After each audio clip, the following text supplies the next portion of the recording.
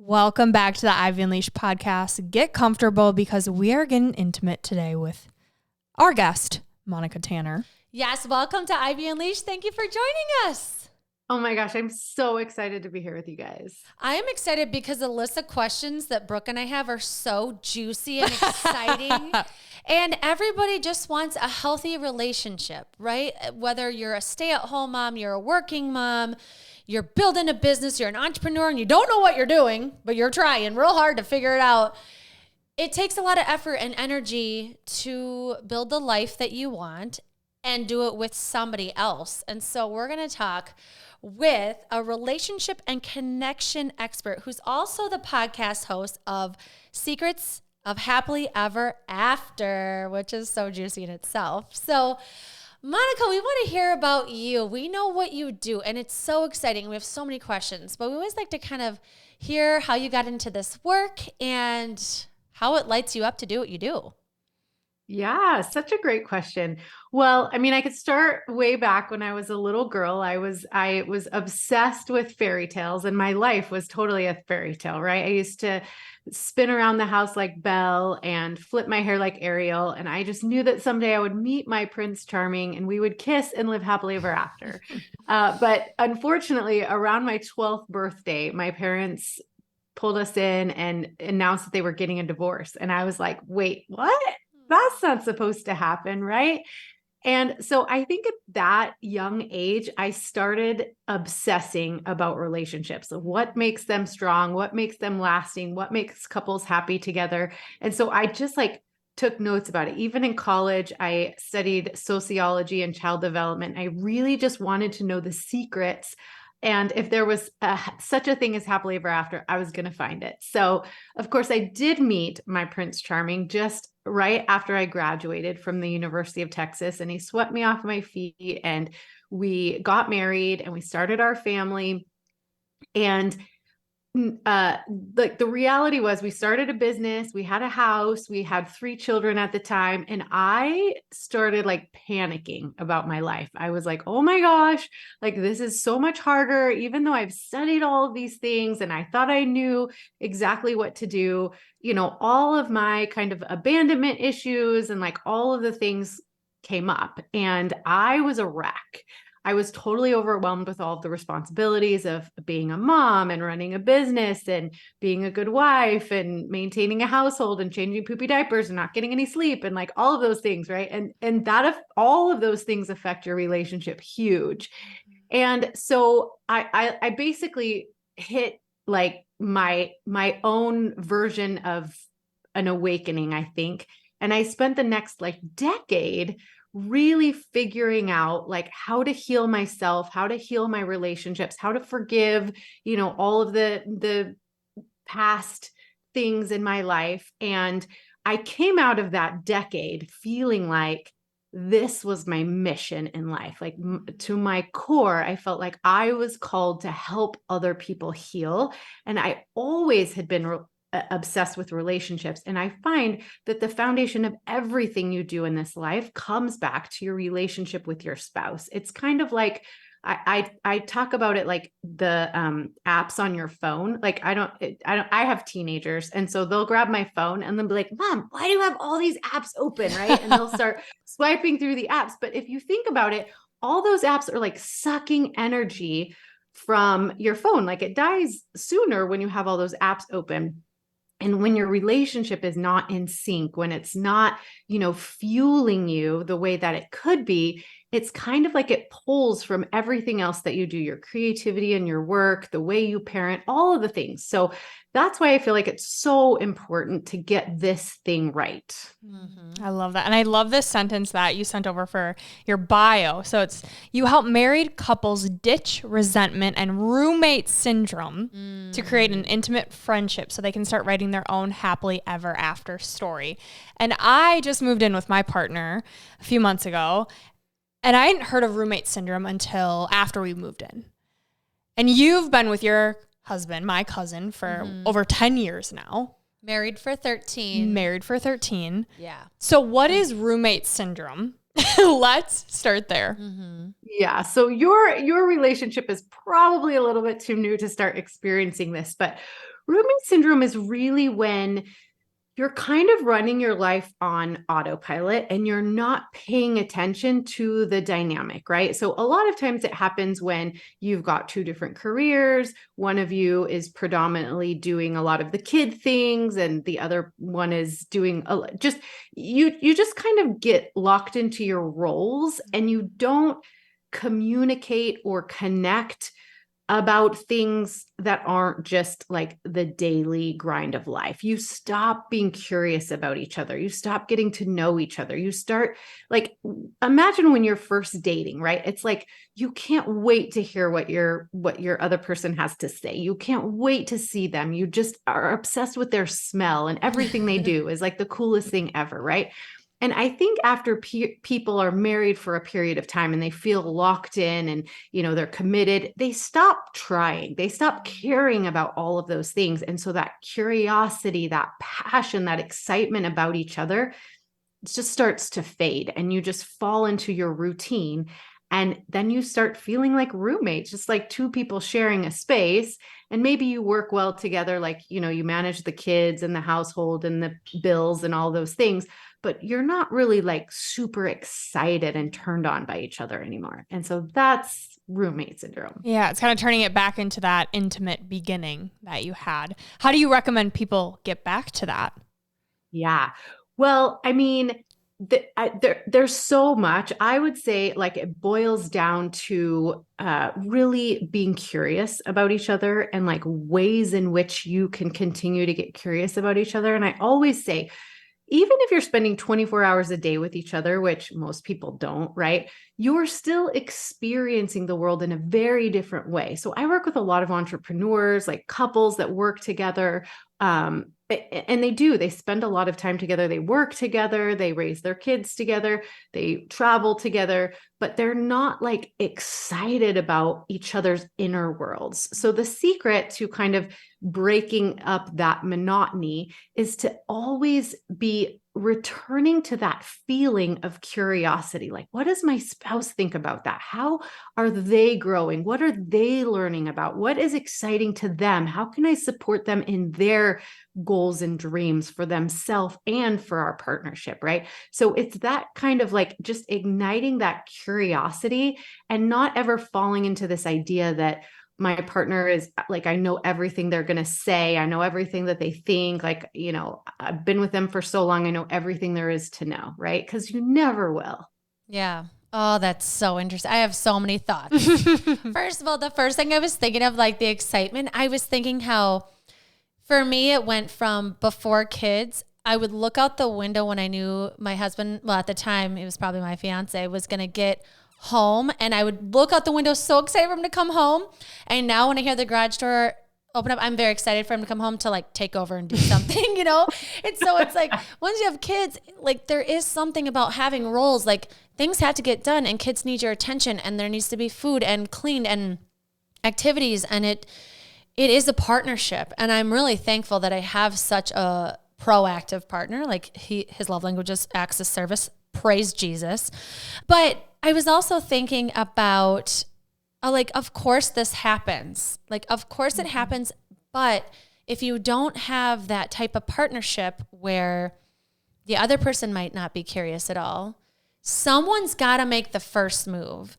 And it can kind of turn into this competition of, well, they just got to go on a guy's trip or they just got to have all day at the office and I've been here with the kids, And so there's that resentment. And of course you have resentment if you're so tired and you're doing things that aren't very glamorous. And so I'm curious about maybe that younger kid stage where there might be more resentment, how you help couples through that with like the one of you pulling the weight here, one of you pulling the weight here type of idea.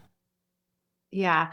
So one of the things I work with my couples on, like to no end, I think it's like the secret, like one of the biggest secrets of living happily ever after is to always be asking for more of what you want from each other. So as you grow, as you change, as your roles and responsibilities are morphing, if you know how to ask for what you want, then you'll always be moving in the right direction. And there won't be as much resentment, because I think a lot of people fall into this like, whoa, we've been married for a long time, he should just know. Or, maybe I can throw some hints out and he'll figure it out. Right. Like I always say, husbands don't take hints, for one. Like that's like a horrible, horrible strategy. But at the same time, it's like, how can, husbands who might feel resentment about not getting enough physical intimacy per se, right? Like you can't be upset about not getting what you're not asking for. Same thing for women tend to want more support. Like the things that they want are more support oriented. Like I want him to help around the house more. I want him to support my dreams or whatever. But oftentimes they think that their spouses should just know what their needs are or know what they want, right? And so I teach like a whole system of how to get your spouse's attention, especially if it's something that's important to you.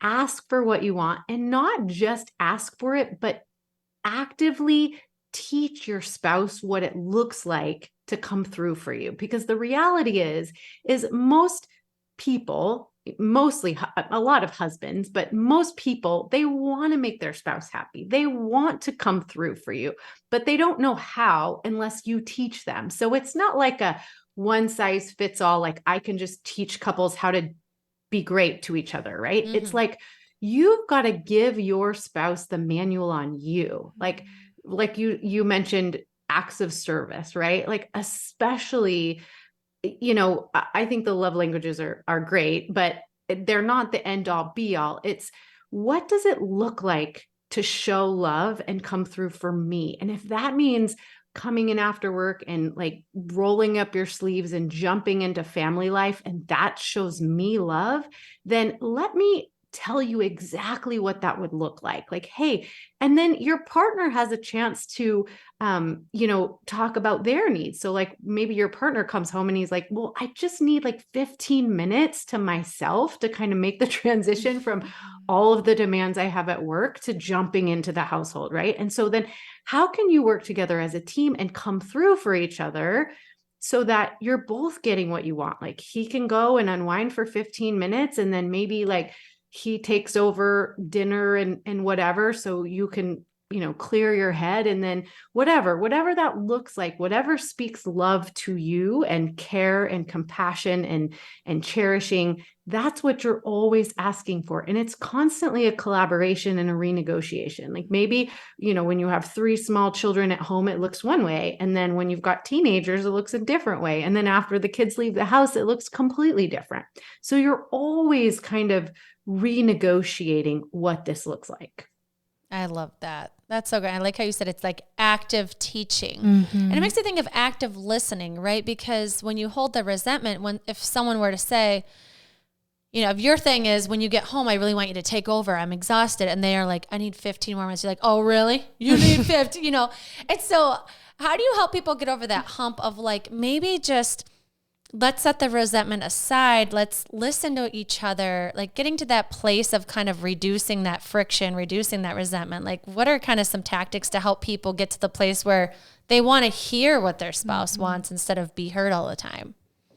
Ooh, that's a good question. Wow. Let me think on that for a second, because resentment is really a choice.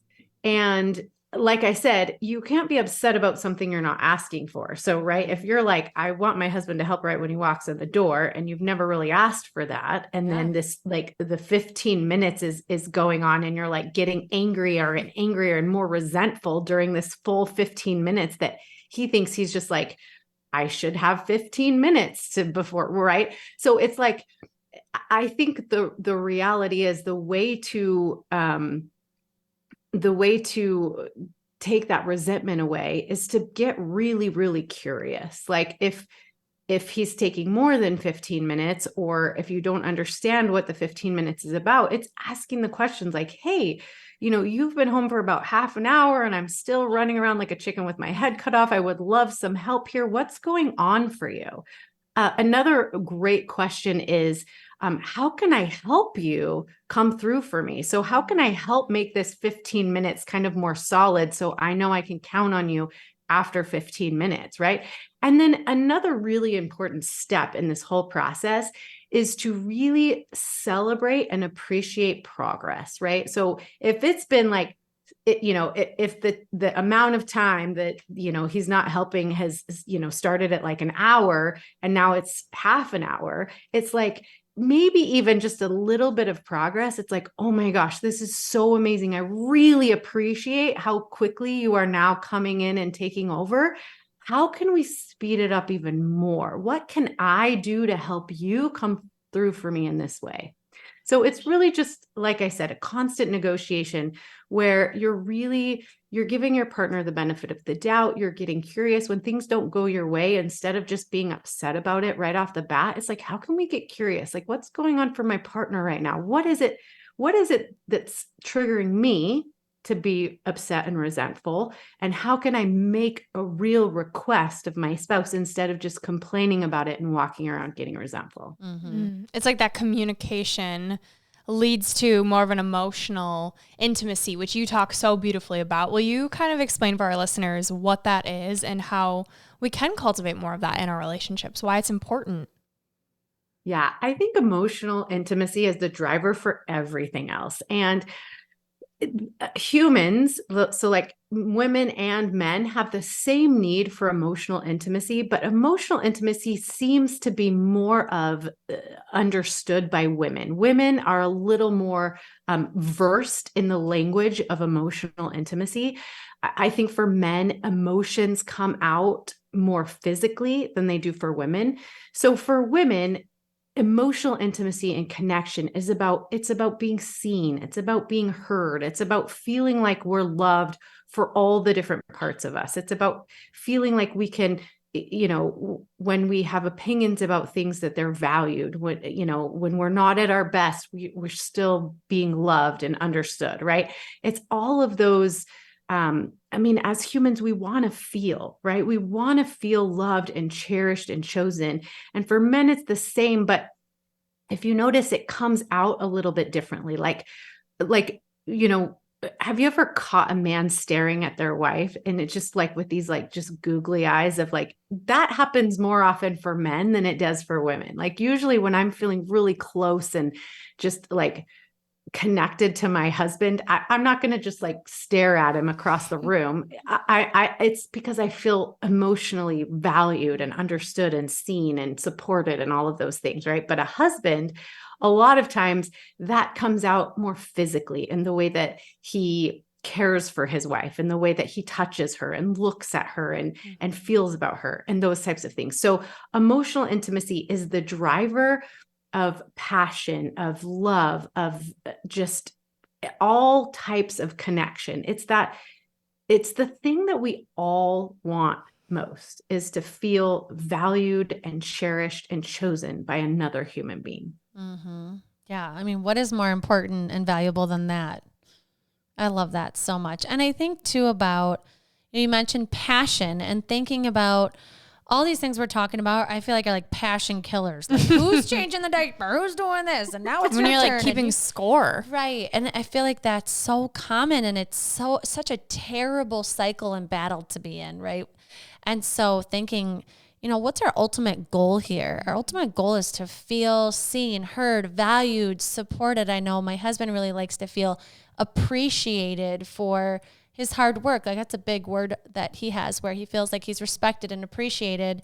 And so I'm thinking a lot about, my stage of people, or when they have younger people, of like the passion, like when you have all these tasks you have to do and managing a household, like I don't want to rip his clothes off when he didn't change enough diapers, or if you're working together, like you work with a lot of entrepreneurs, or you're both in a season of grinding and building your businesses. Mm-hmm. Yeah. So how do you help build passion back? If you feel like, I don't know where it went, she gone, we got to find it again. Yeah. Okay. So this is going to sound so like, maybe just to me, because I hear myself say it over and over and over again. And most marriage experts, I feel like, have some version of this, but it's so important to invest in your relationship. And I think the most basic way you can do that throughout all the different stages of your life is to keep dating your partner. So of course, this is going to look different in the different stages, but if you can't spend 3 hours a week getting to know your partner, like taking a break from all the rest of the things. And if you've got young kids, I'm not saying you've got to go out to dinner and spend, $100 every single week. I'm saying you can be creative. It doesn't have to be expensive, elaborate, or far from home to just show your partner, hey, you are my biggest priority. And so for 3 hours, we can be creative, whatever it needs to look like, but we're going to put all the things aside, our business, our children, our finances, anything that brings any kind of stress. And I just want to do something fun with you. I want to get to know you. I want to laugh with you. I want to, bring back all of those emotions and sensations that we had when we were dating each other. There is no reason to ever stop dating your spouse. And I always recommend that you put these on your calendar. My husband and I have a rule, like we have a bunch of teenagers at home right now, and they have sporting events and, dates and all kinds of things that mess with our date night.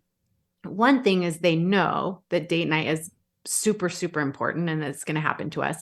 But we have this rule that we can slide date night around on the calendar. Like we can get really creative about it, but it never gets erased. So even like in the middle of a wrestling tournament or something, like, I don't know if like a wrestling tournament, volleyball tournaments, there's like games and then there's breaks. And like my husband and I we have these weighted vests right now. We're like really into fitness and things like that. And we will bring our weighted vests and we'll get our favorite treat and we'll go walk around the track at whatever school we're at, right? Like, so it can be really creative, but we will spend 3 hours a week without fail. Even if one of us is traveling, we'll like read a book to each other or we'll have a 3-hour conversation at some point, because that is really how you're going to keep that passion alive. So my biggest recommendation is to have it on the calendar and planned out so you can build anticipation for it. You can flirt and like get excited about it throughout the week, and you can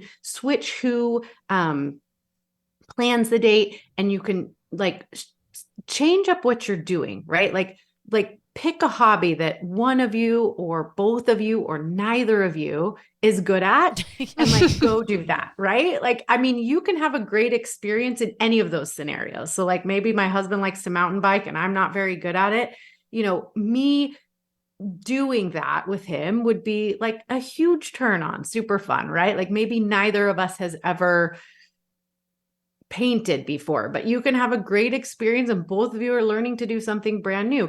Or if both of you love trying new restaurants, then that can be a great aspect of your date nights. But just always be planning and making memories. So one thing for all of us who are like on social media a lot, right? Like I love those end of the year, like those really fast reels where it like showed all the snapshots of like each of the months and things like that. So I'm always like, okay, plan for your end of the year, like slideshow snapshot now, right? So how do you want to feel when you watch that reel at the end of 2024, right? And then plan for it right now, make those memories, have those highlights, like plan for it right now. So that's how you bring the passion, keep that excitement alive, and just really, but you have to be committed.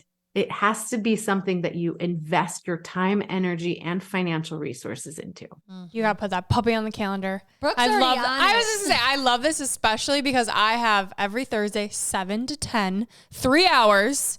I did not know this. You're on it, girl. I am. And Ian laughs at me, but now he loves it. And it's going to stay. It might get moved around. Does it have to be 3 hours together, or can it be? I mean, again, that's totally for you guys to figure out, but it's the idea of that, right? It's the concept that you are important enough to put on my calendar to look forward to this time we have together, whatever it looks like.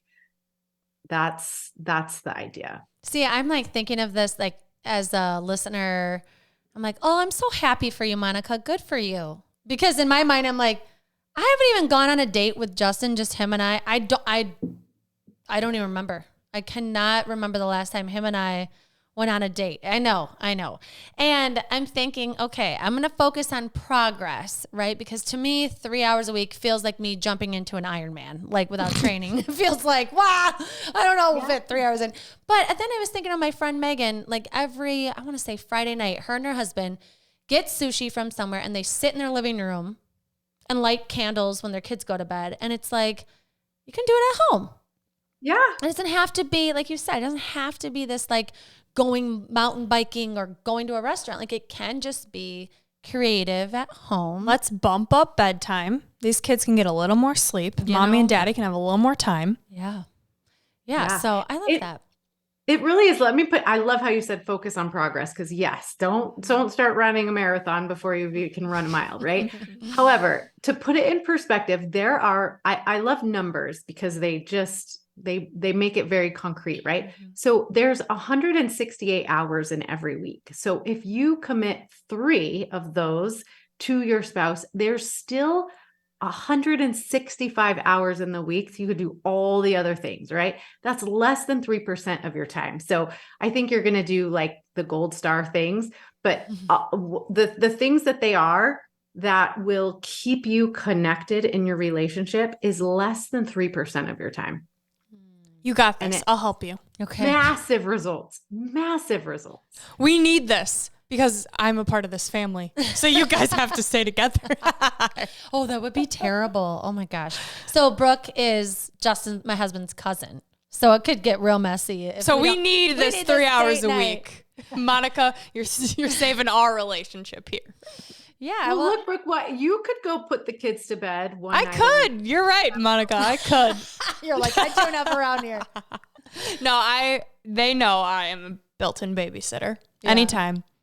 Yeah, I love it. Well, and I think too that, as you think about relationships, it's something that you said, like, the truth is it's something we all want. We want a healthy, thriving, exciting relationship. Like when you were talking about what you guys do, I'm like, how cute to put on your little vest and go for a little walk together. Like, and the word commitment comes up. Like you said, that is so powerful. You're committed to it being on your calendar. You're committed to being creative. You're committed to making it happen. And I'm curious what you do if one of you feels that way and the other person just like, you don't really feel that commitment. You don't feel like they're even interested. Like, what do you do in those scenarios? Yeah. And you got to get to the root of why. Why is the other person not interested in spending 3 hours a week, right? 3% of their time with the person that they've committed to spend their life with, right? So, there's always going to be, that like, let's get to the root of why you don't want to spend 3 hours with your sweetheart, with your beloved, with your, companion, right? Or maybe not assume that they don't want to. Maybe you're assuming that you think that they don't care. They're not putting the effort in. Yeah. But maybe they do really care. And then it's just, you need try to making the request. Like go to your, like if people are listening right now and they're like, oh my gosh, we totally don't do this, right? Like for whatever reason, like maybe I think my spouse doesn't want to, like maybe we just haven't thought about it or whatever. I really make a request out of it, right? Like go on a walk or a drive or something. It's freezing cold here. So it's hard to walk. Same. My husband and I love to walk, but it is like really cold here. But go on a drive with your partner and be like, hey, listen, this is really, really important to me. I've been thinking about it for a little while. I've been thinking about our relationship and, the fact that we've got so much going on and our relationship is so important to me. I know it's important to you as well. Like, do you think that we could figure out a way to spend 3 hours a week together? Like maybe you take on the responsibility of planning it for a little while, be like, hey, I'll come up with it. Like, maybe we could set a budget for it for each month and I will stay within the budget. I will be really creative. And, maybe we could come up together with some things we'd really like to do or try or whatever together. And let's just see how that goes, right? Like make the request and then see what happens. Like you might be surprised. Like maybe all this time you haven't been going on dates and you thought your spouse wasn't into it. And now they're like, are you kidding me? That sounds awesome, right? Mm-hmm. Like maybe there's a request that they have, like maybe on date nights, we could get sexually connected to each other or whatever, right? Like maybe they feel like they've tried everything and they're not getting what they need out of the relationship. So you're inviting your partner, make the request and invite them to also talk about what would mean a lot to them with that time as well. I love it. It feels like it's like taking inventory on your relationship. Where are we at? We're changing, we're evolving. What do you need? What do I need? How are we spending our time? How's this going? And something that I love that you have is your happily ever after quiz, because I feel like this kind of helps you to like, where are we at? What do we need? Where are we really at? Yes. And so can you talk about your quiz, where people can find it and what it will tell them? Yeah. So the quiz is super easy to find. You just go to my website, which is monicatanner.com/quiz. Super simple. It's a 3-minute quiz, and it really gets to the root of what level of passion are you in, right? Some couples are really good at the physical stuff, but when it comes to like the emotional connection, they have a hard time, right? So that's one level. Another, a lot of couples are really good at the, like, we work together, we're friends, we get the life stuff done, but our physical intimacy is really lacking. That's another level, right? Or, you can be at the level where you're pretty good at both of those things, but hey, there's always room for improvement, right? There's always a way to jack that up.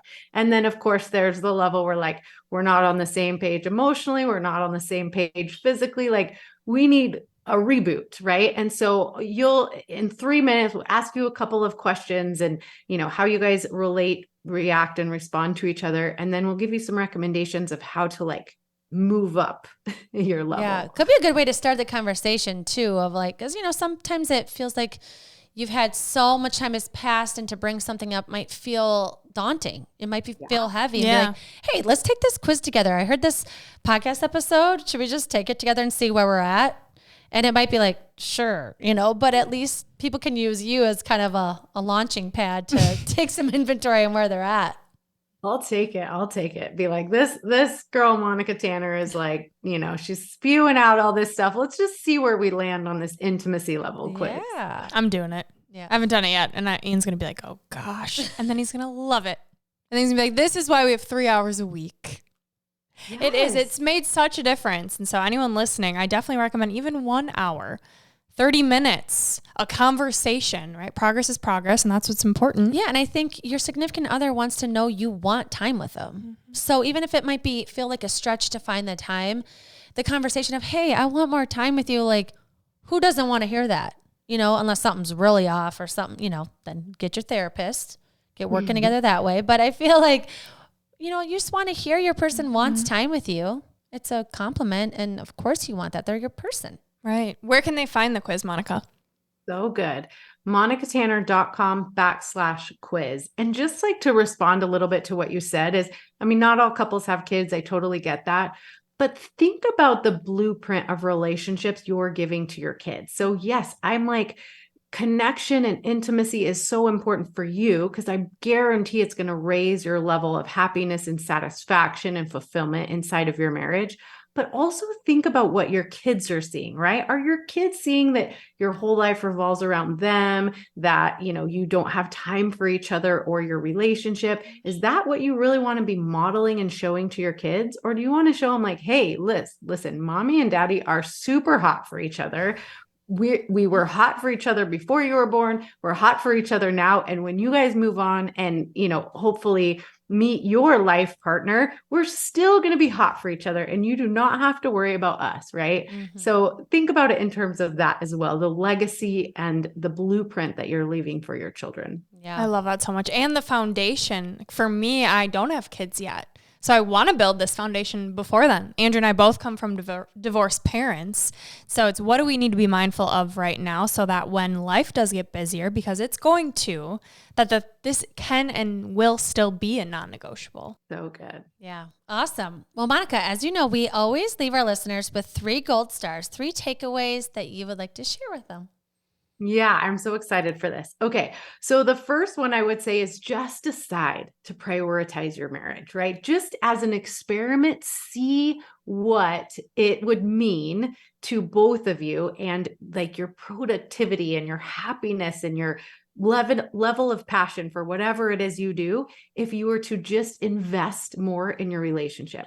Number 2, 20-minute daily connections. So if you will spend 20 minutes with your partner every single day, getting to know their inner world. So this means asking questions like, what are you most excited about right now? What did you learn today that got you all? Who did you talk to that was really fun?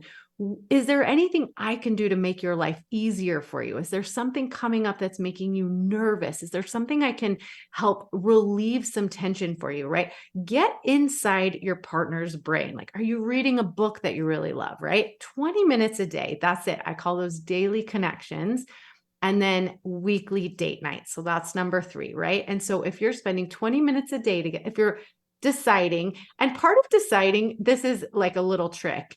So part of the very first one is get your partner on your to-do list, right? Like your priorities are on your to-do list. If you have, appointments, that it's on your calendar. If you, need to get certain things done, it goes on your to-do list. So what about your partner? Like, when's the last time you put your partner on your to-do list? Justin would be like, yeah, put me on your I was to-do literally list. just thinking I'll put Ian on my to-do list. Yes, I love that. Yes, on that type of to-do list. But also, like, it doesn't take very much time or effort to send your partner a sweet text in the middle of the day. Pick up their favorite treat when you're out and about. Write them a note that lets them know you appreciate them. Call them in the middle of the day for no reason, just to let them know that you're thinking about them, right? Like, put that on your to-do list. Most of us are not going to remember to do that unless it's on our to-do list. So number 1, put your partner on your to-do list. Number 2, prioritize 20 minutes a day without distractions that you're just getting to know your partner. It's like a check-in. It's like hey, I care about you and what's going on with you, and I'm invested in you. So I love doing life with you, and I want to know more than just what time I'm supposed to pick up the kids and, what's for dinner. Like, I want to know what's going on in your mind. So, and then number 3, 3 hours a day, just for the 2 of you, to make memories, to bond, to reconnect, to, keep that passion alive. So all of that, like I said, is 3% of your time. So if you can do that, you're on your way to really, really, really having a great relationship. I think you meant 3 hours a week. You didn't mean 3 hours a day, right? 3 hours a week. I mean, I know we're working up here to a lot of time together, but I don't know if I could commit to 3 hours a day. Yeah. I could commit to 3 hours a day with Brooke. Thank you. I'm honored. Yes. So one entry on your to-do list, 20 hours a day, 3 hours a week. Love it. Love it. Love it. Okay. That's great. Next segment is Unleashing Ivy. So these are our rapid fire questions. Are you ready? I'm ready. Mine has to do with me not being married yet. Ooh. So what advice would you give me in my relationship? Ooh, I would say become the best version of you right now. Like, people always say, like, how do I find my partner? And I always say, focus on you, like, learn what you like, because one of the most important things I think that you can carry with you into your forever relationship is like having a solid understanding of who you are. So one of the concepts that's really important to, it's like a secret to happily ever after, is this idea of differentiation. And it means being able to hold on to yourself and what you think is important in the face of a relationship, of being together with another person, right? So can you maintain a really strong sense of who you are, what you love, what you're passionate about, your purpose in life, and also choose to share that with an important other. So I would say build that up really, really strong before you go into a relationship, because, it's really easy. And I call this self-abandonment, right? When you get with another person and you're like, oh, I like whatever you like, or I want to do whatever you want to do, or I think about that however you think about that. Meant right? to have And Kourtney Kardashian and Travis Barker. It's a recipe for disaster. Yeah. Mm-hmm. Yeah, I can still have my hobbies, my things. And I do. My boyfriend loves football. I'll watch it with him, but baby, that's your thing.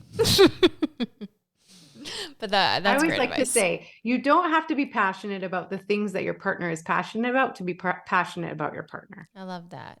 Yeah. And I think too, if you're not with someone, that's great advice as well. Like you said, when you're looking for someone, it's like, just become the best version of you, and then you'll attract. Yeah. Which I think is so much easier said when you have a person. Yeah. Like my friends that are still single, me telling them that, they're like, yeah, okay, easy for you to say. Annoying. Yeah. It'll happen when it's meant to happen. Yeah. But you stop searching and becoming desperate.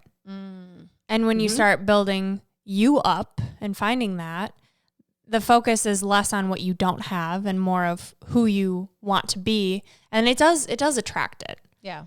Yeah.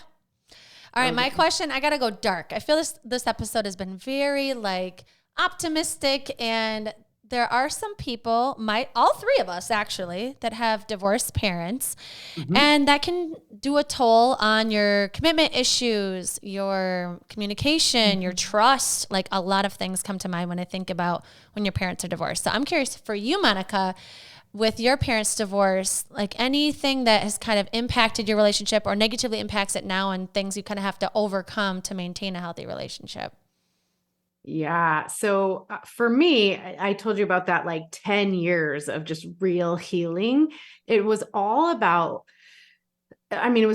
so many things, right? I mean, for me, abandonment was a huge, huge issue. Like I felt like anytime my husband was even like remotely annoyed or ticked off, I was like, that's it, he's leaving, right? Like I just had this, and it caused me to act in like crazy, crazy ways. Like, I mean, he would leave to take one of our kids to like football practice. And I'm like, he's probably flirting with the other moms. Like, I was like ridiculous about it because, just of my past, like my past taught me all of that. Right. And so it was really a matter of healing a lot of that and then becoming the transitional character. So for me, it was figuring out all of that, healing all of that, forgiving all of that, and recognizing that my parents' story does not have to be my story. Like I get to create whatever story I want to create. And that's something that we do. And I have a membership. It's called the Passionate Marriage Club.